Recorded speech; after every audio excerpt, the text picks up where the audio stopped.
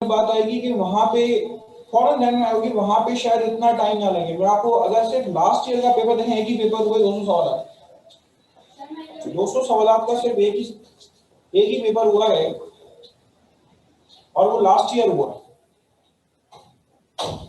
200 सवाल का जो लास्ट ईयर पेपर हुआ है उसमें आपके पास जो क्वेश्चंस वगैरह पूछे गए मुश्किल नहीं थे लेकिन सोचने वाले, टाइम टेकिंग। ठीक है, मुश्किल नहीं थे, सोचने वाले थे, टाइम टेकिंग थे। अभी तक उस तरह का एक ही पेपर हुआ। तो आप किसी तरह से भी ये नहीं कह सकते, ठीक है, यानी कि हर स्टूडेंट की जबान पे आमतौर पे जब वो पेपर देकर आते हैं वो ये सवाल पहले होता था, जब वो 100 क्वेश्चन थे उस वक्त जबान पे होता था कि वह पेपर आता था लेकिन लेंदी। सबके जहन में एक जवाब होती है, कहते हैं कि पेपर आता था लेकिन लेंदी होता। अब आप सोचेंगे अब आपके पास और टाइम कम हो, आपने 200 सवाल करने कितने पीरियड में, आपने 2.5 घंटे में 200 सवाल करने। अब इस असना में आपके पास रह क्या जाता है, इस असना में आपके पास रह जाता है कि 2.5 घंटे में आपने 200 सवाल करने हैं। तो ये जो 200 सवाल हैं इसमें स्टूडेंट्स क्या करते हैं, शुरू में कुछ क्वेश्चंस को अगर ज्यादा टाइम दे दिया, आखिर में कुछ सवाल ऐसे भी थे जो बहुत ही आसान थे तो वो उनके ड्रॉप हो जाते।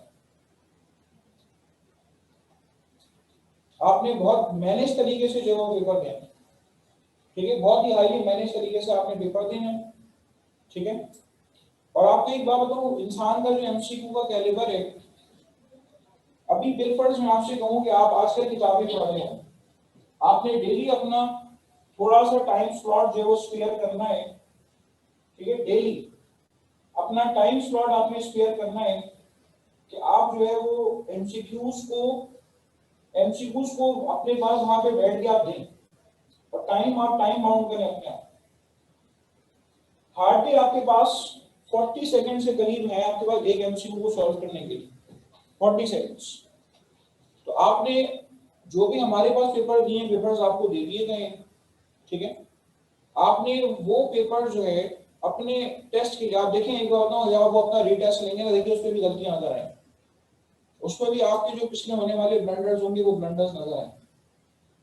तो आप अपने आप को टाइम बाउंड करके वो दोबारा से रीटेस्ट दें, 40 सेकंड या इससे कम का टारगेट अपने आप को दें, ठीक है। वहां पे अक्सर और बेशतर वो सवाल आ रहे होते हैं कि जो आपने हमारे पास दिए भी होते हैं लेकिन वो गलत क्यों होते हैं, क्योंकि याद नहीं आ रहा होता है कि हमने जो आंसर मार्क किया था वो यहाँ पे क्या मार्क किया था, क्योंकि आपने उसको समझ के नहीं किया। वो एक बात याद रखिएगा, एमसीक्यूज कभी भी याद नहीं होते।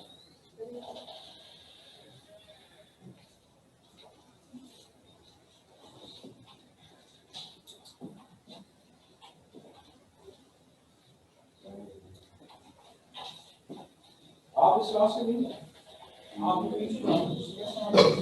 ये नई वाली जो है बेटा न्यू एडमिशन कोई स्टूडेंट है यहाँ पे, सारे ओल्ड स्टूडेंट है, न्यू स्टूडेंट के लिए तो नीचे आ जाए, सही है।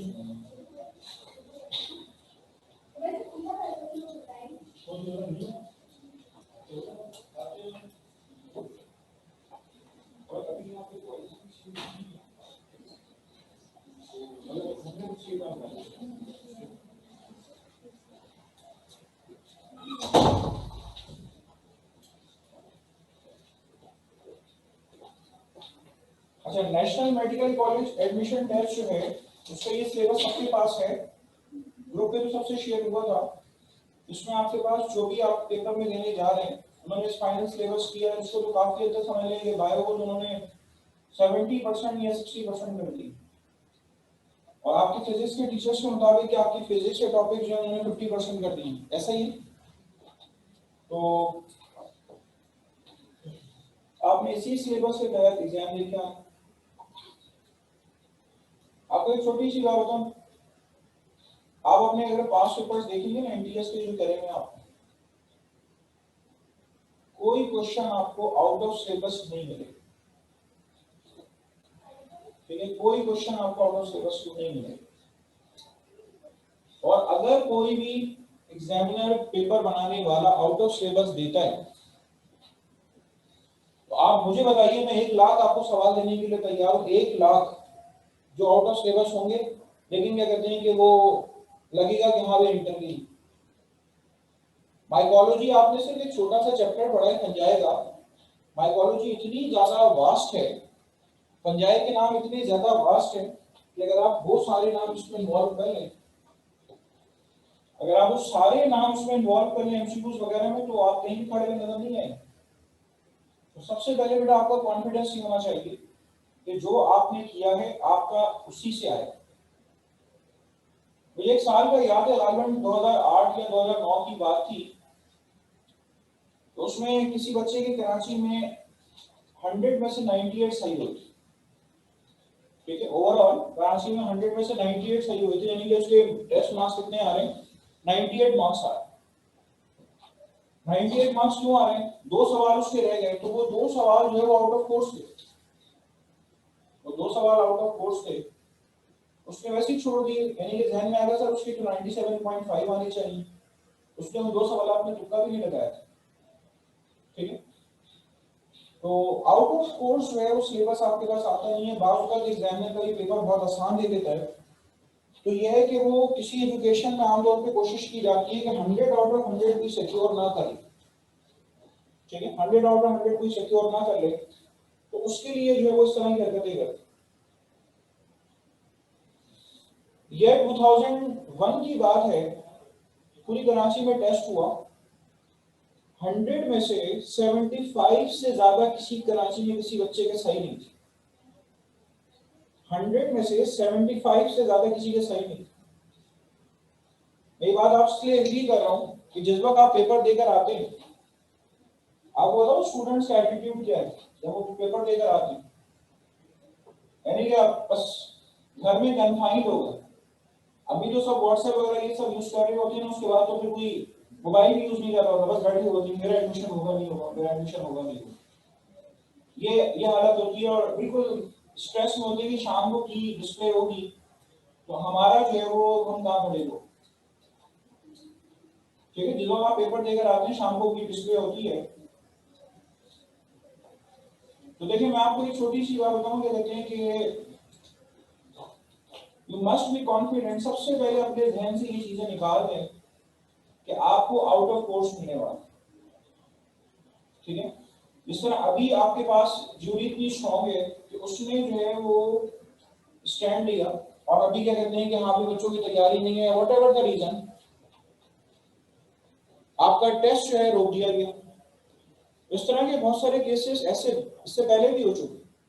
और एक छोटी सी बात बता दूं आप, कोई पेपर में किसी सवाल पे अगर आपको लगता है 100% आप कॉन्फिडेंट हैं कि आप सही हैं और वो गलत है, कि गलत है, ठीक है, आप सही हैं और वो की गलत है, तो बेटा एक बात ध्यान में रखिएगा कि वो चीज सही कर दी जाएगी। 4 साल पहले की बात है, हमारी सेंटर की बच्ची नवेरा 3rd नंबर पे खड़ी हुई थी, तो पूरी सिंध में टेस्ट हुआ था, तो उसमें आपके पास वो 3rd मेरिट पे खड़ी हुई। 3rd मेरिट पे खड़ी हुई थी, क्यों? उसका ये था कि सर ये वाले आंसर की गलत है, ठीक है, मेरे 88 पॉइंट समथिंग आए, मेरे 90.5 हो जाए, यही हुआ। ये बकायदा कोर्ट की इन्वॉल्वमेंट हुई और उसके बाद उन्होंने दोबारा से की डिस्प्ले की है, ठीक है, और वो 90.5 पे फर्स्ट मेरिट पे आ गए। ये चीजें कभी अगर आप किसी सवाल के बारे में ऐसी ध्यान में रख रहे हैं कि ये गलत है ये सही है, तो मैं आपसे कह रहा हूँ उसके लिए आपको परेशान होने की जरूरत नहीं।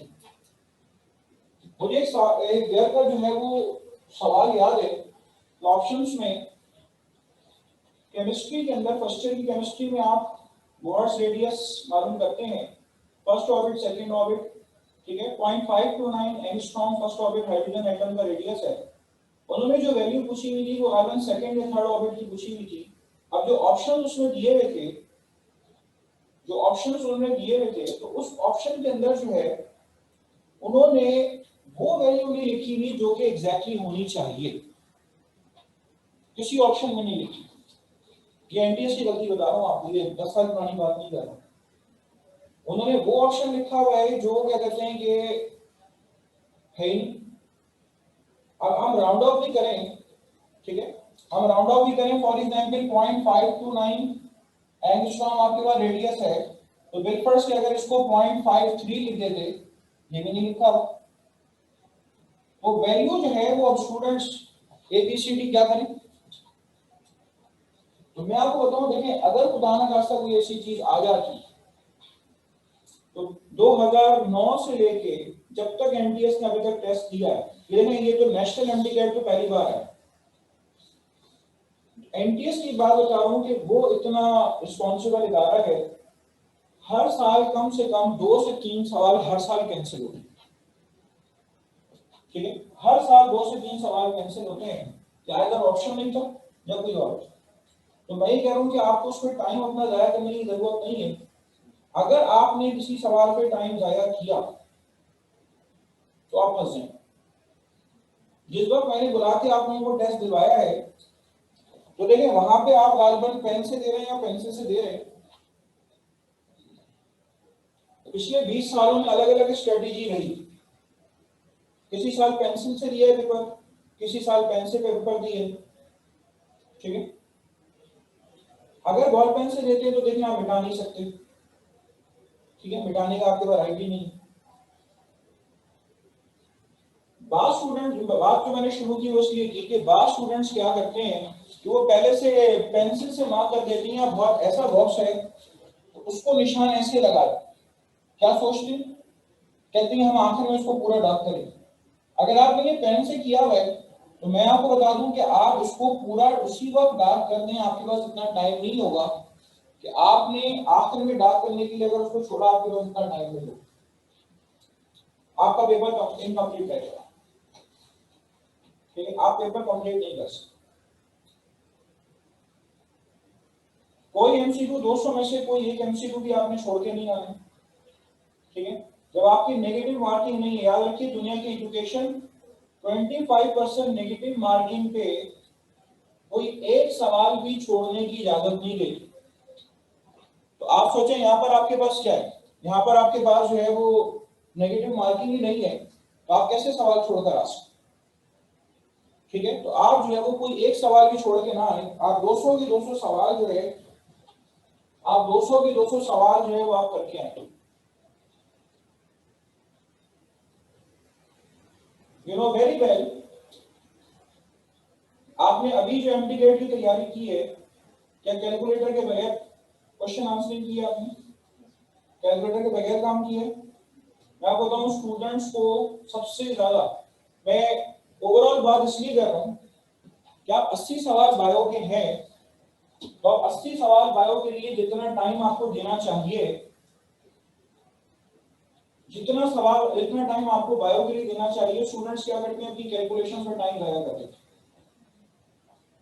घर में प्रैक्टिस करें, मल्टीप्लाई की, डिवाइड की, ठीक है, फिजिक्स और केमिस्ट्री के हवाले से जो भी आप किस तरह की कैलकुलेशन में उसकी प्रैक्टिस करें। वहां पे सेम डे पे आप एक्सपर्ट नहीं हो सकते, ठीक है, सेम डे पे आप एक्सपर्ट नहीं हो सकते। ये छोटी छोटी चीजें जो है आप इसका ख्याल रखें। एग्जामिनेशन वेन्यू है, ठीक है, बहुत रश होगा, पहले से पहुंच जाए, ठीक है, एग्जामिनेशन वेन्यू है, पहले से पहुंच जाए। अगर वो एक्सपो सेंटर या एक्सपो सेंटर तो खैर मुश्किल है, उसके अलावा अगर NED का ग्राउंड वगैरह भी इस्तेमाल करते हैं, तो जिन्होंने रास्ते देखे हुए तो समाना शॉपिंग एम्पोरियम पर गाड़ियों की लाइन होती है, बहुत सारे स्टूडेंट्स ऐसे हैं कि जो एग्जामिनेशन वेन्यू पे ही टाइम पे नहीं पहुंच पा रहे। क्यों? वहां से पैदल जाना होता है आपको घर के अंदर, अगर गाड़ियों का रश ज्यादा होता है। छोटी छोटी चीजें ऐसी हैं जो आपको जो है उस चीज का ख्याल रखना है, ठीक है। यहाँ पे जो सिलेबस आपको MD-CAT में दिया गया है और आप लोगों से शेयर हुआ है, इसमें कोई भी चीज आपके पास बायो के हवाले से ऐसी, लेकिन cell structure, function, cell wall है, कोई ऐसा टॉपिक आपको लगेगा आप बोलिएगा। Nucleus, endoplasmic reticulum, mitochondria, Golgi apparatus, lyso, अच्छा लाइजोजाइम लिखा हुआ है इन्होंने, लाइजोसोम है ये, plastids, chloroplast, vacuoles, prokaryotes, eukaryote, fluid, mosaic model. Learning objectives mention किए हैं, compare the structure of typical animal and plant cell, compare and contrast the structure of prokaryotic eukaryotic cell, outline the structure function of following organelles: nucleus, endoplasmic reticulum, Golgi apparatus, mitochondria, fluid, mosaic model. Biological molecule introduction to biological molecule, water, carbohydrate, protein, lipids, nucleic acid, conjugated molecules. Learning outcomes, introduce biological molecules, describe biologically important properties of water. ये सारी बातें आप ये देखें, अगर आपने इसको पढ़ा है, ये सारी आपकी किताब की सेंटेंसेस हैं, ठीक है, कैरेक्टरिस्टिक्स ऑफ वाटर वगैरह ये सब आपने अपनी किताब में देखे हैं.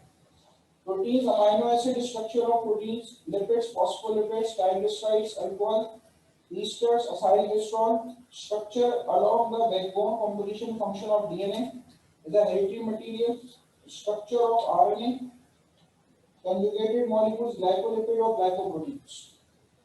खास से आपकी कोई सीक्वेंस में दिया हुआ है कि जिसमें आपकी किताब में मौजूद है. मैं अगर इसी तरह से पूरा पढ़ता जाऊं या आपने ऑलरेडी पढ़ा होगा, तो आप मुझे बताइए कि इसमें से कोई ऐसी चीज जो आपको लग रही है, ठीक है. अगर मैं लास्ट ईयर बायोटेक्नोलॉजी बहुत आया, अगर मैं बायोटेक्नोलॉजी की बात करूं तो अच्छा, आप एक और चीज देखेंगे, जो वेरिएशन इन जीन वाला चैप्टर है, Mendel's law of inheritance, Mendel's experiments, inheritance of single trait, principles of inheritance, inheritance of two trait, law of independent assortment, scope of variety चाहिए.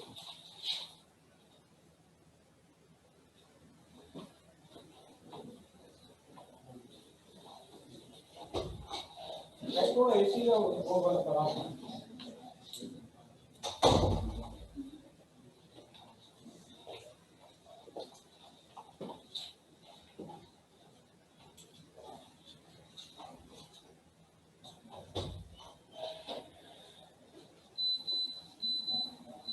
Statistics and probability related to genetics, percentage वगैरह का कितने percent chances वगैरह हैं किस चीज के, किस बीमारी के, ये आप पढ़ चुके हैं.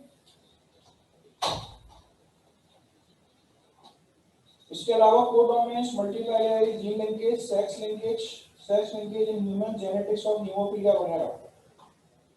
आप जरा गौर करें कि जिस वक्त आपको ये प्रिपरेशन करवाई गई थी, अगर आपको मेरे अल्फाज याद हो, मैंने आपको कोई एपिस्टेसिस वगैरह का क्रॉस नहीं दिया. मुझे अंदाजा है कि कहते हैं कि लेवल्स वालों के पास एपिस्टेसिस नहीं. कुछ ऐसे टॉपिक्स जो कि एक जगह हैं एक जगह नहीं है, उसकी इंपॉर्टेंस कम हो जाती है. टॉपिक्स इन्होंने वो सिलेक्ट किए हैं जो सबके कॉमन, ठीक है, जो सबके कॉमन टॉपिक्स हैं वो उन्होंने सिलेक्ट किए. तो जेनेटिक्स भी उन्होंने बहुत लिमिटेड जो है वो सिलेक्ट किए, ठीक है. पेडिग्री ट्री वगैरह ये सब प्रोसेस आपने किए थे अपने टाइम में, ठीक है. ये जो भी प्रोसेस वगैरह आपने किए थे, जरूरत इस बात की है कि आप जो है वो उसको टाइम दे दें, ठीक है, उसको टाइम दे दें. और बिल्कुल इस तरह टाइम दें कि डेली आपने अपना टाइम बना लिया, ठीक है, 1 घंटा बना लिया, 1 घंटे के अंदर फॉर एग्जांपल कि आपको जो है वो 40 आपको 80 एमसीक्यू करने 1 घंटे के अंदर. जिस वक्त मैंने आपको बुला के बायो का पेपर लिया है, 80 एमसीक्यू के लिए मैंने आपको टाइम कितना दिया था 4 पेपर के लिए? 1 घंटा दिया था. तो वो जो आपको 80 एमसीक्यू के लिए 1 घंटा मिला है, आपको 1 घंटे के अंदर 80 एमसीक्यू करने हैं, चाहे वो केमिस्ट्री हो, चाहे वो फिजिक्स हो, इंग्लिश हो, चाहे वो बायो हो. आपने इतने एमसीक्यू करने, डेली प्रैक्टिस में लेकर आए अपने. अगर आप प्रैक्टिस नहीं करेंगे आप वहीं का वहीं खड़े रहेंगे. अच्छा, बायोटेक्नोलॉजी के अंदर जो टॉपिक्स इसके अंदर शेयर हुए हैं मैं वो भी पढ़ रहा हूँ. क्लोनिंग ऑफ जीन, इसकी सब हेडिंग्स में दिया हुआ recombinant DNA technology, selection and isolation of desired gene. अब देखिए यहाँ पर लिखा हुआ है selection and isolation of desired gene. इससे आपके ध्यान में कौन सा टॉपिक आता है? आप बोलो, एक मिनट, आप बोलो. यहाँ पे लिखा हुआ है selection and isolation of desired gene. इससे आपके ध्यान में कौन सी बात आती है कि आपको क्या पढ़ा हुआ होना चाहिए?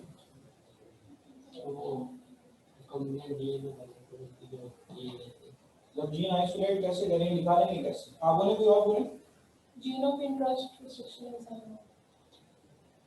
बेटा जीन ऑफ इंटरेस्ट एक टेस्ट ट्यूब में पढ़ा हुआ, निकालोगे कैसे? रिस्ट्रिक्शन एंजाइम यूज करते हैं. तो आप रिस्ट्रिक्शन एंजाइम यूज करके वो जीन निकालेंगे, मुझे निकाल के बता दें कैसे निकालेंगे। Gene of interest test tube के अंदर पड़ा हुआ है, आप उसको उस जीन ऑफ इंटरेस्ट को निकालेंगे कैसे? ये ना मार्कर मेरे हाथ में 10 मार्कर है, मैं इसको कैसे निकालूं? ये काला निशान नजर आ रहा है, इससे निकालूंगा। ठीक है, काला निशान नजर आ रहा है, इससे निकालूंगा। जीन प्रोब से नहीं निकालूंगा, मैं डीएनए प्रोब या जीन प्रोब से नहीं निकालूंगा। Very short part of DNA that is provided with radioisotope that is designed to base pair with the gene investigated, ठीक है, for the isolation of the gene। आपने छोटा सा डीएनए का टुकड़ा तैयार किया जो कि रेडियोआइसोटोपिक है, उसके अंदर कॉम्प्लीमेंट्री बेसिस हैं। ये देखिए इंसुलिन का जीन आपने निकालना है, आपने छोटे छोटे डीएनए के टुकड़े तैयार किए, जो इस वाले एंड के कॉम्प्लीमेंट्री, ये से जाके जुड़ जाएंगे और ये से जाके जुड़ जाएंगे। ठीक है, दोनों एंड से जाके जुड़ जाएंगे। तो ये जो छोटा सा टुकड़ा है ये जीन प्रोब है, इसमें क्या मौजूद है? इसमें रेडियोआइसोटोप मौजूद। आप किसी रेडियोआइसोटोप को लेजर रेस के जरिए या किसी रेडियोआइसोटोप को लेजर रेस के जरिए या एक्सरे के जरिए बड़े आराम से निकाल सकते हैं। तो ये जो शॉर्ट पार्ट है आपके पास डीऑक्सी ओलिगोन्यूक्लियोटाइड या रेडियोआइसोटोपिक पार्ट ऑफ डीएनए, इसकी मदद से आप अगर 30 से 35,000 जीन्स एक टेस्ट ट्यूब के अंदर मौजूद है तो आप उससे निकाल सकते हैं। तो ये तो सब हेडिंग लिखी हुई है। ठीक है, selection and isolation of desired genes, molecular scissors बोलो क्या? रिस्ट्रिक्शन इन मॉलिक्यूलर सिजर्स, ठीक है। Molecular carriers of vectors, molecular carriers और वेक्टर्स। मॉलिक्यूलर कैरियर और वेक्टर्स आपको पता है कि मेन बैक्टीरिया का जो प्लाज्मिड है, वो प्लाज्मिड क्या है? वो प्लाज्मिड दरअसल वेक्टर के तौर पे काम करते हैं कि आप उसमें क्या लगा देते हैं? अपना जीन ऑफ इंटरेस्ट लगा देते हैं। जब आप उसके अंदर अपना जीन ऑफ इंटरेस्ट लगा देते हैं तो जीन ऑफ इंटरेस्ट लगाने के बाद अब वो एज अ वेक्टर काम कर रहे हैं। ठीक है, अब वो एज अ वेक्टर काम कर रहे हैं। या सिस्टिक फाइब्रोसिस में आपने क्या किया? वायरस के बजाय आपने लाइपोसोम पैकेट इस्तेमाल किए तो this will also serving as a vector. या ट्रांसजेनेसिस करने के लिए आपने जो बैक्टीरिया लिया, टीआई प्लाज्मिड वाला बैक्टीरिया लिया, तो उसका टीआई प्लाज्मिड आपने एज अ वेक्टर इस्तेमाल किया। ठीक है, टीआई प्लाज्मिड को आपने एज अ वेक्टर इस्तेमाल किया। इसी तरह आपने एससीआईडी की अप्रोच के लिए, एससीआईडी की थेरेपी के लिए आपने वेक्टर के अंदर नॉर्मल जीन डाल दिया और फिर उसके बाद आपने उसके अंदर डाल दी, they are serving as vectors. ठीक है, तो माइक्रोस्कोपिक वेक्टर्स की बात की कि वेक्टर्स मौजूद हैं। लास्ट ईयर बायोटेक्नोलॉजी भरा हुआ था पेपर के अंदर, अगर आपको लास्ट ईयर की चीज याद है, ये जरूरी नहीं है साल ही में, इससे उनकी अप्रोच पता चलती है। उन्होंने पता क्या सोचा होगा? उन्होंने कहा स्टूडेंट्स करते नहीं, क्यों? टीचर्स कराते नहीं है। ठीक है, टॉपिक मुश्किल है। उनकी अप्रोच ये आपको बता, आपने किया हुआ है। ठीक है, जब आपने किया हुआ है तो एक एक चीज उसको सही से करके जाए, रिवाइज करके जाए। ठीक है, और इसमें आप कोई कोताही ना। अच्छा, इसके अलावा small size examples of vector, molecular glue, DNA ligases. आपको पता है जो भी डीएनए आपस में जोड़ा जाता है, कॉम्प्लीमेंट्री डीएनए को आपने अगर जो है वो प्लाज्मिड के साथ जोड़ना है तो जहां पर भी ऐसे लाइन जब इस्तेमाल करेंगे कि डीएनए को डीएनए के साथ जोड़ना है तो डीएनए लाइगेज के बगैर वो चीज जोड़ नहीं सकती। जो स्टिकी एंड्स हैं उनको आपस में अगर आपने जोड़ना है तो डीएनए लाइगेज के बगैर आप उसको जोड़ नहीं सकते। अच्छा, इसके अलावा आपके पास procedure of recombinant DNA technology आपने पढ़ा हुआ है, polymerase chain reaction, PCR. PCR बोलो क्या है?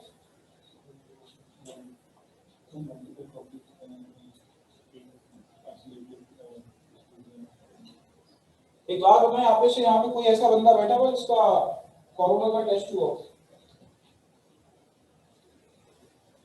चलिए नाम बताएं। कोई कहेगा कि ऐसा ना हो कि मैं अपनी रिपोर्ट बताऊंगा तो लोगों को यकीन नहीं आएगा।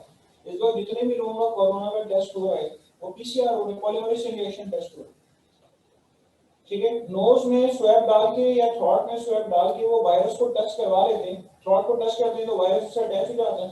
अब वायरस उसका क्या, आरएनए वायरस, अब वो इतना छोटा है कि वो प्रोसेस होने के दौरान जो है वो डिटेक्ट ही नहीं होगा। तो पहले सबसे पहले उसको एम्पलीफाई करवाते हैं, उसकी तादाद बढ़ाते हैं, उससे आरएनए, ठीक है, उसका जो आरएनए है उसकी तादाद बढ़ाते हैं। उसकी तादाद कैसे बढ़ाते हैं? उसकी तादाद बढ़ाते हैं पीसीआर के जरिए। आपने मेरे पास इन चीजों के टेस्ट भी दिए हैं। फॉर एग्जांपल ये आपके पास मौजूद है एक कॉपी, इसको आपने हीट किया, हीट करने से इसके हाइड्रोजन बॉन्ड्स ब्रेक हो गए। जब हाइड्रोजन बॉन्ड्स ब्रेक हो गए तो दोनों स्ट्रैंड्स अलग हो गए। अब आपने आर्टिफिशियली न्यूक्लियोटाइड दी, उसके साथ जाके जुड़ेगी तो डीएनए की एक कॉपी से दो कॉपियां होंगी, एक से दो हो गई तो आपके पास, यानी कि एक से दो कॉपी हो गई, मल्टीप्लाई हो गई। अब फिर दोबारा आपने हीट किया, हीट करने के बाद फिर ये हाइड्रोजन बॉन्ड्स ब्रेक हो गए, अब ये चारों स्ट्रैंड्स अलग अलग हो गए, ठीक है। जब आपके पास ये चारों के चारों स्ट्रैंड्स अलग हो गए तो अब आप फिर से न्यूक्लियोटाइड्स यहाँ पे अप्लाई करते हैं, ये आपके पास ये चार स्ट्रैंड बनके तैयार हो गए, एक से दो, दो से चार, चार से आठ, आठ से 16, 16 से 32, 32 से 64, डीएनए इस तरह से मल्टीप्लाई होता जाता है। इसको हम कहते हैं पीसीआर। एंजाइम कौन सा इस्तेमाल किया हमने इसमें? यहाँ पे एंजाइम इस्तेमाल किया, एंजाइम कौन सा इस्तेमाल किया?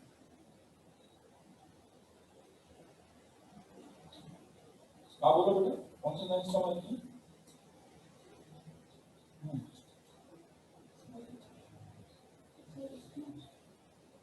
पीसीआर के अंदर एंजाइम हमने कौन सा इस्तेमाल किया? उस एंजाइम की अहमियत है बहुत ज्यादा।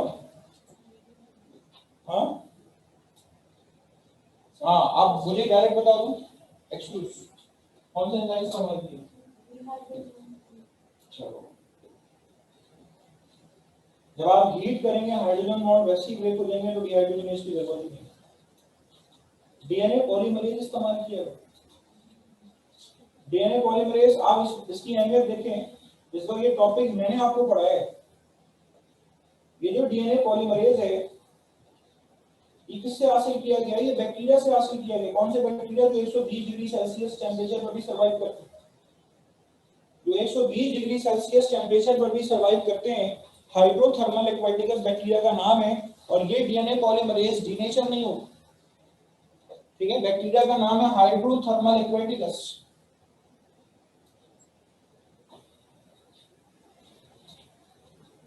हाइड्रोथर्मल एक्वाटिकस जो है ये आपके पास तकरीबन गर्म चश्मों में 120 डिग्री सेल्सियस पर भी सर्वाइव करता है, ठीक है। इस हाई टेम्परेचर पर भी ये सर्वाइव करता है।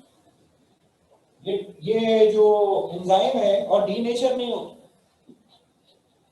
जिस वक्त आप इसको हीट करते हैं हाइड्रोजन बॉन्ड्स को ब्रेक करने के लिए ताकि दोनों स्ट्रैंड्स अलग हो जाएं, तो ये एंजाइम का डीनेचर ना हो जाए, इसलिए आपने इस एंजाइम को लिया। मैंने डीएनए पॉलीमरेज को इंसान के जिस्म में भी मौजूद, आपने बैक्टीरिया डीएनए पॉलीमरेज को यहाँ पे लिया। ये पीसीआर है, इससे आप एक कॉपी से 1 लाख कॉपियां बना सकते हैं। कोरोना का वायरस आरएनए वायरस है, तो जो उसका पीसीआर टेस्ट होता है उसमें करते ही कि कहीं पे कोरोना वायरस अगर पड़ा हुआ है तो उसके आरएनए को पहले एम्प्लीफाई करते हैं, मल्टीप्लाई करते हैं पीसीआर के जरिए, और उसकी तादाद अच्छी खासी बढ़ जाती है तो आप डिटेक्ट करते हैं कि होता है तो पॉजिटिव कह देते, नहीं है तो नेगेटिव कह देते। यहाँ पे देखें पीसीआर की काफी सारी बातें लिखी, components of PCR technique, mechanism of PCR और एप्लीकेशन ऑफ पीसीआर। मुझे लगता है कोरोना के हवाले से इन्होंने जो है वो पीसीआर की बात करी थी। ध्यान में आएगा सर, एप्लीकेशन ऑफ पीसीआर क्या यही तो है। आपने डीएनए फिंगरप्रिंटिंग पढ़ी है, जिस वक्त मैंने डीएनए फिंगरप्रिंटिंग की बात की और मैंने आपसे कहा था जाए बात आपको अगर एक बाल भी मिलेगा तो आप उस एक बाल से जो है 1 लाख कॉपियां बनवा सकते हैं, सिर्फ एक सेल मौजूद। आप 1 से 1 लाख कॉपियां बनवा सकते हैं। तो वो जो आपके पास बाल है उसको आपने पीसीआर के जरिए उसके डीएनए को मल्टीप्लाई, उसके आरएनए को मल्टीप्लाई करवाया डीएनए आरएनए, ठीक है। तो पीसीआर के जरिए आप क्या करते हैं, पीसीआर के जरिए आप कॉपीज जो है वो मल्टीप्लाई करते हैं। ये एप्लीकेशन है, किसी को टीबी डायग्नोस नहीं हो रही हो, ठीक है, ट्यूबरकुलोसिस डायग्नोस नहीं हो रही हो, उसका थ्रोट का टेस्ट लिया, लगे कि हाँ नहीं टीबी है, नेगेटिव आ रही है, पीसीआर करवा रहे हैं, महंगा टेस्ट है इसलिए आमतौर पे दूसरे टेस्ट पहले करते हैं। किसी को हेपेटाइटिस सी डायग्नोस ना हो, ये सब पीसीआर ये इसकी एप्लीकेशन। जरूरत इस बात की है बेटा कि जो आपने टॉपिक्स लिए हुए उसको सही से लेके बैठे, टाइम दें, ठीक है, उसको टाइम दें, और अपना सबसे पहले जरूरत है कि आप टाइम टेबल बना लें। A person who plans to fail actually plan to fail। जिसने प्लानिंग नहीं की वो एक्चुअली क्या हो गया, क्या कहते हैं, वो प्लान करके बैठा हुआ है कि हाँ भाई वो फेल हो जाए। ये जो टाइम पीरियड है इसमें हर चीज रिवाइज करके जाए, ठीक है, हर चीज रिवाइज करके जाए। और जो चीज आपने खास तौर से सिलेबस को ये सामने रखें, नेक्स्ट एमडी कैट जो है वो आपके पास इससे आगे नहीं जाएगा, ठीक है। खास तौर पर अगर कोई लेवल वाला स्टूडेंट बैठा हुआ है उसको भी ये सिलेबस सामने रखने की जरूरत है, ठीक है, कि अननेसेसरी परेशान ना हो, ठीक है। और बायोटेक्नोलॉजी के अंदर वैसे तो अभी बहुत सारी चीजें उन्होंने फिर भी बहुत थोड़ी सी दी हैं, ऐसा लग रहा है हर टॉपिक बिल्कुल आधा आधा कर दिया, और अब भी ना करें तो फिर क्या फायदा, ठीक है, अब भी ना करें तो क्या फायदा। मैं बता रहा हूँ आपको इस चीज की बड़ी आसानी है कि नेगेटिव मार्किंग नहीं है, वरना स्टूडेंट जो है नेगेटिव मार्किंग के चक्कर में बड़े पजल रहते हैं कि भाई करके आए कि नहीं करके। कोई 200 में से कोई एक एमसीक्यू भी छोड़ के नहीं आया, ठीक है।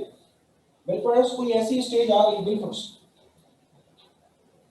कि उस स्टूडेंट से टाइम मैनेज नहीं हुआ, 2.5 घंटा पूरे होने में 10 मिनट रह गए, फॉर एग्जाम्पल 2.5 घंटा पूरे होने में सिर्फ 10 मिनट रह गए, अब उसके 15-20 एमसीक्यूज बाकी हैं, आंख बंद करके तुक्का लगा दे, खाली छोड़ के नहीं आना था, ठीक है, खाली छोड़ के नहीं आने कोई भी एमसीक्यू। ये सबसे बड़ी हिमाकत होगी अगर आप इस तरह से करके आ रहे हैं। मैं कहा सर ऐसा कौन करते हैं, मुझे पता है ना, आप लोगों को जो समझाया जाता है स्टूडेंट्स करके कुछ और आ रहे हो, तो भाई स्टूडेंट थी उसको पूरे साल सिखाएगा, देखो 25% नेगेटिव मार्किंग है। दुनिया की कोई एजुकेशन ये नहीं कहती कि 25% नेगेटिव मार्किंग, आप एक सवाल ही छोड़ के आए।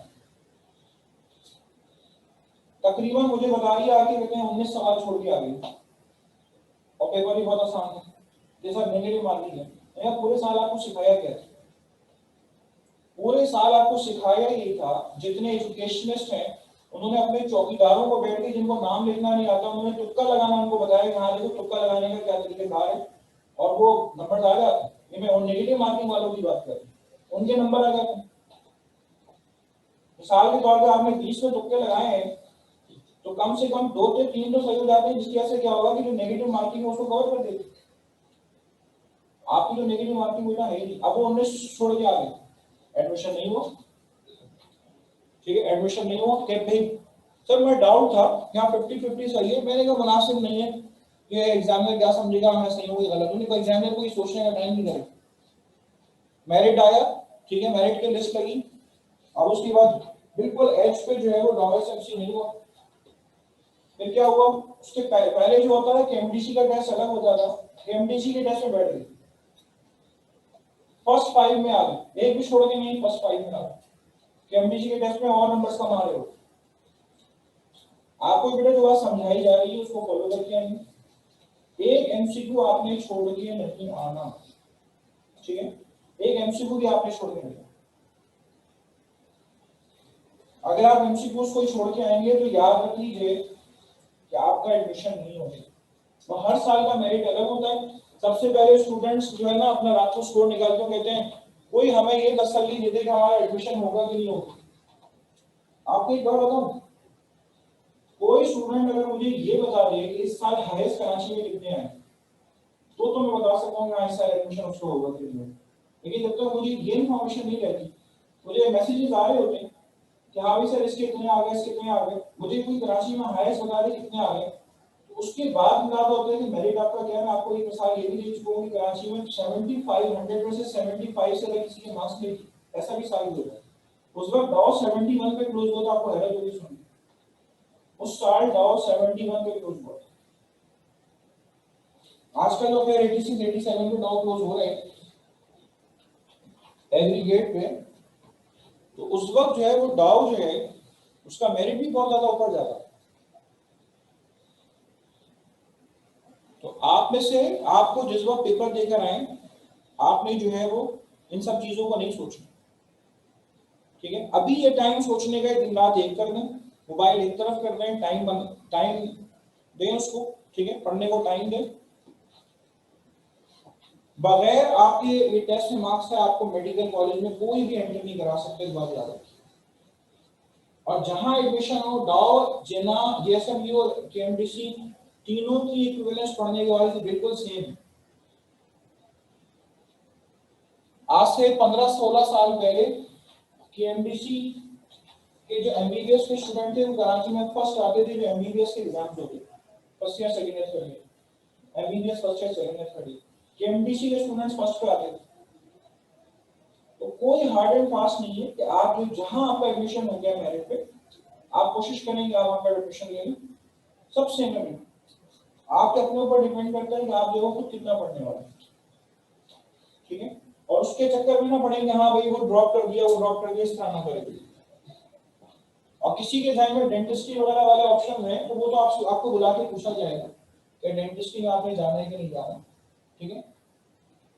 एक एक टॉपिक को अलग से लेके बैठे, ठीक है, एक एक टॉपिक को अलग से लेके बैठे, उसको टाइम दें, ठीक है। मैंने आपको आज जो कर लिए, बंद कर लिया इसको जिसका मोबाइल बज रहा है।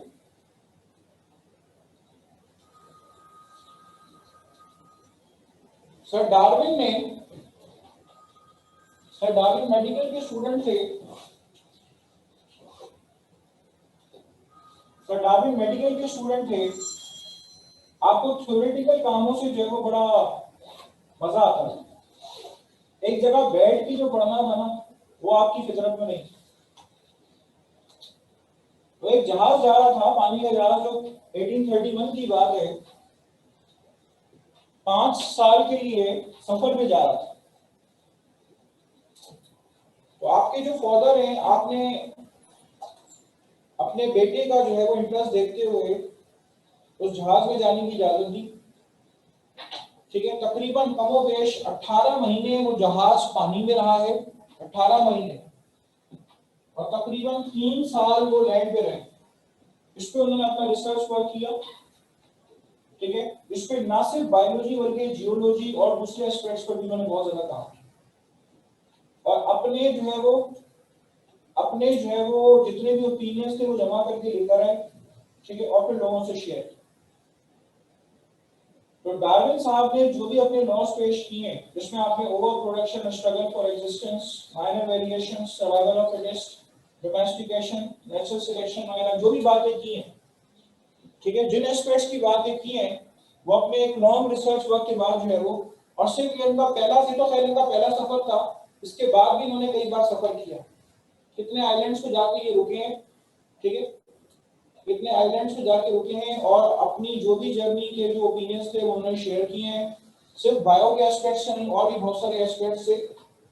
तो ये इनका कारनामा है।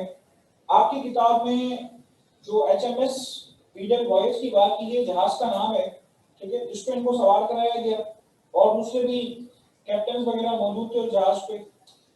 जगह जगह आप अगर ये इसको टाइप करेंगे तो आपको नजर आएगा कि जहाज की तस्वीर भी है, ठीक है। ये जहाज तकरीबन ओवरऑल इस 5 साल के पीरियड में 18 महीने जो वो जहाज पानी में रहा, ठीक है। और जो भी आपके अपने ओपिनियंस एवोल्यूशन के हवाले से, ठीक है, आप बहुत बड़े नेचुरलिस्ट थे कि नेचर को जो है वो खुदा मानते थे, ठीक है, और अपनी ऑब्जर्वेशन जो है नेचर के हवाले से आपने बहुत ज्यादा दी है, ना सिर्फ एक सफर किया बल्कि और भी बहुत ज्यादा उन्होंने सफर किया, ताकि ये कहते हैं कि वो एवोल्यूशन के हवाले से लोगों को बता सकें कि दुनिया जो है वो इवॉल्व हुई है। लेकिन जो भी आखिरकार उन्होंने डिस्क्लोज किया है, ठीक है, जो भी आखिरकार उन्होंने डिस्क्लोज किया है, उन्होंने अपनी कैलकुलेशन से जो चीज हासिल की है, तो वो कैलकुलेशन जो है वो एवोल्यूशन वाली बात पे पूरी नहीं उतरती। वो बात उतरती है कि वो कहते हैं कि दुनिया जो है उसको 6000 साल जो है वो पहले तकलीफ हुई, और जो एवोल्यूशनरी पॉइंट ऑफ व्यू से जो चेंजेस शो कर रहे हैं वो मिलियन ऑफ ईयर्स की। तो वो कहते थे कि ये जो कैलकुलेशंस है 6000 साल में दुनिया तकलीफ पुरानी है, दुनिया जो पुरानी है 6000 ईयर्स पुरानी है, और जो अगर किसी चीज में एवोल्यूशन आया है, ये चेंजेस आई हैं, तो उसमें मिलियन ऑफ ईयर्स दरकार है, तो आपकी कैलकुलेशन, आपकी स्टैटिस्टिक उस पर पूरी नहीं लगती। ठीक है, तो बहरहाल इसके अंदर और कोई ऐसी चीज नहीं है जो कि आपको पूछा जाएगा। ठीक है, तो आपको सिर्फ और सिर्फ आज की क्लास में बुला के जो मैसेज कम्युनिकेट करना था, ठीक है, वो बेसिकली बेटा ये मैसेज कम्युनिकेट करना था कि आप जो है वो जो आपका सिलेबस है उसका फिलहाल एमडी कैट के नेशनल एमडी कैट के लिए आप कन्फाइंड हो जाएं। ठीक है, और किसी भी वक्त आपको कोई भी चीज ऐसी मिलती है, आपको परेशान होने की जरूरत नहीं। पिछले 20 सालों में एक साल ऐसा भी आया था, ठीक है, एक साल ऐसा भी आया था, पेपर हुआ, शाम को खबर आ गई पेपर कैंसिल हो गया। क्यों? पेपर आउट हो गया था, उन्होंने कहा दोबारा होगा। ठीक है, दोबारा हुआ पेपर, दूसरी बार फिर आउट हो गया, फिर कैंसिल हो गया, तीसरी बार फिर हुआ। ठीक है, ये 2009 से पहले की बात बता रहा हूं, जब तक एनटीएस ने पेपर कंडक्ट नहीं किया। फिर दोबारा पेपर हुआ, तीसरी बार पेपर हुआ, तो अब कहीं जाके वो एक्सेप्ट किया। ये 2009 से पहले की बात है। अभी जो मैं आपको 4 साल पुरानी बात मैंने बताई है, उसमें गलत आंसर्स थे, और मैंने स्टूडेंट का जिक्र किया कि ओवरऑल पहली बार सब में एक ही टेस्ट पेपर दिया गया था, तो उस वक्त भी यही रिमर्स थी कि पेपर दोबारा होगा। ठीक है, पूरा पेपर दोबारा होगा, लेकिन नहीं, उसको कोर्ट ने स्टे कर दिया कि दोबारा पेपर नहीं होगा। उन्होंने कहा कि जो भी क्वेश्चन है उन पे कमेटी बैठी है, उन पे गौर करें, आउट ऑफ सिलेबस जो चीजें हैं उसको क्या कहते हैं एक तरफ कर दे, और जो गलत आंसर्स हैं, ठीक है, मेरे ख्याल से एनटीएस वालों ने जब ये अनाउंस किया कि आप हमें बताएं कि हाँ हमारे कौन से आंसर गलत हैं लेटर की शक्ल में, टीसीएस करवाएं, मेरे ख्याल से जमीन से लेकर छत तक इतने लेटर्स मिल गए होंगे, इतने लोगों ने लेटर भेजे। बहरहाल उनको भी सोचना पड़ गया कि कहते हैं यहाँ देयर इज समथिंग रॉन्ग, तो आखिरकार उन्होंने जो है वो अपनी कमेटी बिठा दी, क्योंकि एनटीएस का जो भी इदारा है वहां पे कोई इन पर्सन अगर विजिट करता है तो उसको एंटरटेन नहीं करता, कोई ईमेल के थ्रू या कोई ऐसी चीज अगर हम कम्युनिकेट करता है तो चले वो देख लेते हैं, लेकिन इन पर्सन कभी भी वो फैसिलिटेट नहीं करता। तो किसी भी वक्त आपको ये लगे कि हाँ आपके साथ इस जगह पे इंजस्टिस है, तो यू मस्ट बी काम।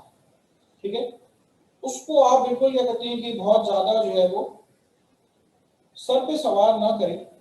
ठीक है, आपको जो चीज सवार करनी चाहिए वो आपको पढ़ना सवार करना चाहिए, और क्या कहते हैं कि आपकी पढ़ाई आपसे मजीद टाइम मांगती, अपना रिवीजन करें।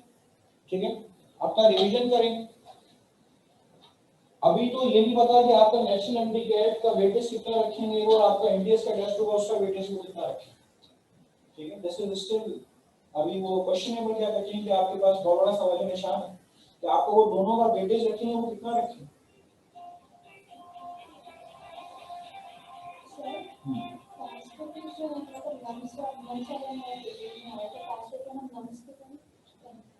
अच्छा, अब ये सवाल किया मैंने नम्स के पेपर बेटा आपने देखे, आवाज देख के आती ना, अगर आप नम्स के पेपर देख रही हैं, ठीक है, अगर आप नम्स के पेपर देख रही हैं तो आपको उसमें सवाल ऐसे भी मिलेंगे आपके कोर्स में नहीं।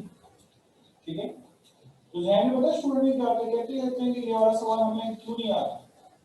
आप मुझे बात बताएं, मैं सिंध बोर्ड का पेपर फेडरल वाले को रिमूव कर लेगा, वो भी नहीं कर सकते। आपके कोर्स में इतनी ढेर सारी चीजें मैं फेडरल से मुख्तलिफ हूँ, और फेडरल में बहुत सारी चीजें ऐसी हैं उससे मुख्तलिफ, फाइलम वगैरह नहीं है, बहुत सारी चीजें नहीं, दोनों के कोर्सेज में फर्क है, या तो पूरे पाकिस्तान का कोर्स एक ही करे। ठीक है, आपको छोटी सी बात तो बड़ा रिस्पॉन्सिबल इदारा है आफान यूनिवर्सिटी हॉस्पिटल। ठीक है, उसके ओपन हाउस में अगर आप कभी गए हो, कोई आप में से गया हो, उनके टीचर से पूछा कि आप कहाँ से लेने गए हो, कहते हैं सिंह बोर्ड की किताब से थे, उनके पास। ठीक है, सबसे रिलायबल इदारा की जो मुसलसल 30 से 40 साल हो गए, 40 साल से पेपर कंडक्ट कर रहे हैं, एमपी टेस्ट कंडक्ट कर रहे हैं। हमारी बात तो चले ये पहली बार हुआ था 1999 में, वो तो 40 साल से कंडक्ट कर रहे हैं। उनसे कहा कहाँ से आएगा, उन्होंने कहा सिंह बोर्ड से आएगा। उन्होंने कहा सिंह बोर्ड की किताब में कुछ जगह पे गलती है, कहीं आपके टीचर्स किस लिए वो आपको गलतियां बताने की कोशिश कर रहे हैं। उन्होंने कहा फेडरल का पढ़ते हैं, उन्होंने कहा भाई सिंह बोर्ड से आएगा। जिसने जितनी बार सवाल किया उन्होंने कहा सिंह बोर्ड से आएगा। ठीक है, उन्होंने ये नहीं कहा कि नहीं फेडरल का पढ़ लें आप, चलें कोई बात नहीं, उन्होंने कहा सिंह बोर्ड से आएगा। आपको पता है आसान का जो एग्जाम हो रहा होता है वो साइमल्टेनियसली न्यूयॉर्क में भी हो रहा है। तो आसान का यहाँ पे होता है पाकिस्तान में, तो वो स्टूडेंट जो अमेरिका से पाकिस्तान पढ़ना आना चाहते हैं तो साइमल्टेनियसली वो पेपर न्यूयॉर्क में भी हो रहा है। वहां पे रजिस्टर होते हैं स्टूडेंट्स, और फिर जब अगर हम एडमिशन वो क्लियर कर लेते हैं, टेस्ट क्लियर कर लेते हैं, तो पाकिस्तान में पढ़ने आते हैं, हॉस्टल में रहते हैं, क्योंकि वहां पे मेडिकल की पढ़ाई की फीस बहुत ज्यादा है। तो यहाँ पे उनको जो है वो जो भी उनके एक्सपेंसेस हैं वो तो उनको ज्यादा लगेंगे जो।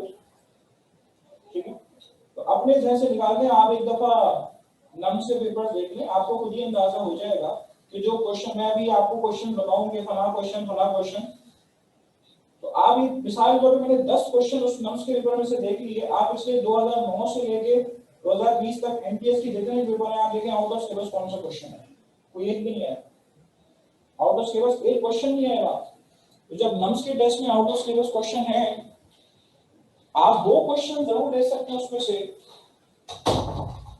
जो आपके क्या कहते हैं आपके सिलेबस जो आपके सिलेबस के हैं, आप वो क्वेश्चन अपनी प्रैक्टिस करें, लेकिन उसके ऐसा अपनी प्रैक्टिस उसके ना छोड़ें। ठीक है, चलिए आपसे इतनी बात करना थी।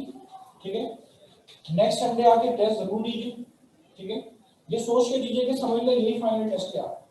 ठीक है, मैं आपका स्कोर खास तौर पे कंसीडर करूंगा कि आपका सारे आएंगे टेस्ट देने के लिए अगले हफ्ते, पक्की बात है। ठीक है, तो फर्दन जो है वो मैं आपका टेस्ट स्कोर जो है वो एवेल्युएट करूंगा कि आपने कितनी बात जो है वो नहीं समझी और क्या कहते हैं कितना आपने किया है। ठीक है, बात होती है इंशाल्लाह नेक्स्ट।